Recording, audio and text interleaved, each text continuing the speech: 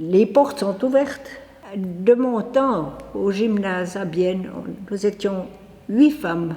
Et puis, il n'y en a que 3 qui ont fait des études universitaires. Et maintenant, on voit que les filles sont en majorité dans les classes, souvent, de gymnase. Et le nombre de, je crois, en médecine, il y a plus de femmes qui font la médecine. C'est une évolution qui était impensable.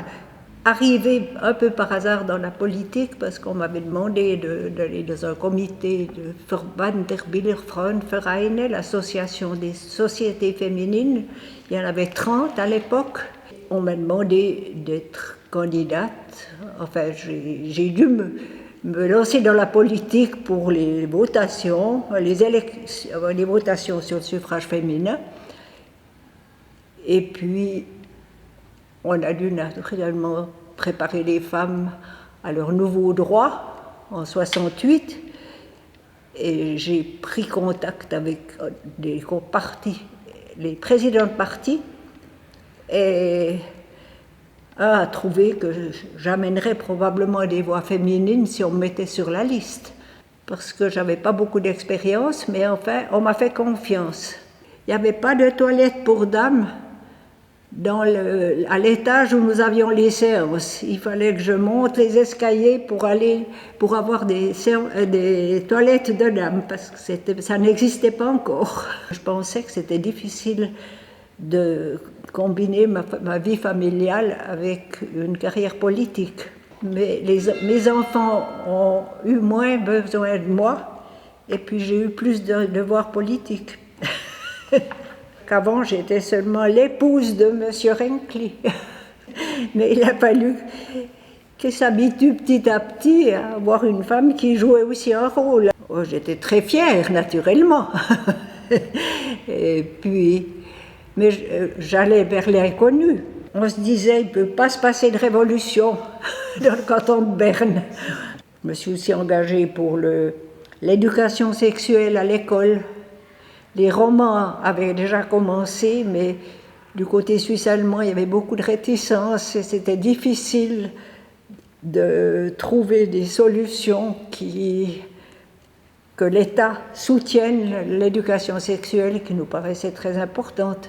Je me suis passablement engagée pour qu'on crée les infrastructures scolaires, professionnelles pour des handicapés. Et quand je lis des rapports actuels, je me dis c'est incroyable, depuis tout petit, comme tout s'est développé. Ça, c'est un sujet qui naturellement m'a touchée, spécialement en étant mère d'un enfant handicapé.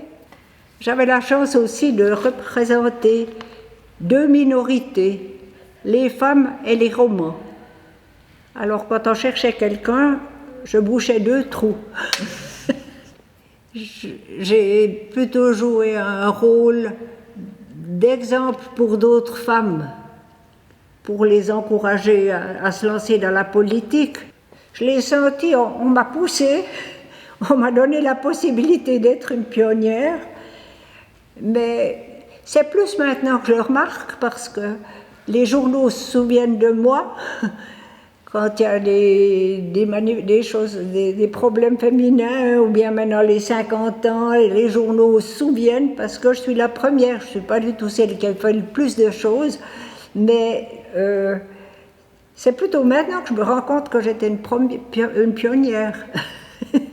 Il faut apprendre à avoir beaucoup de patience parce que les choses ne changent pas d'un jour à l'autre.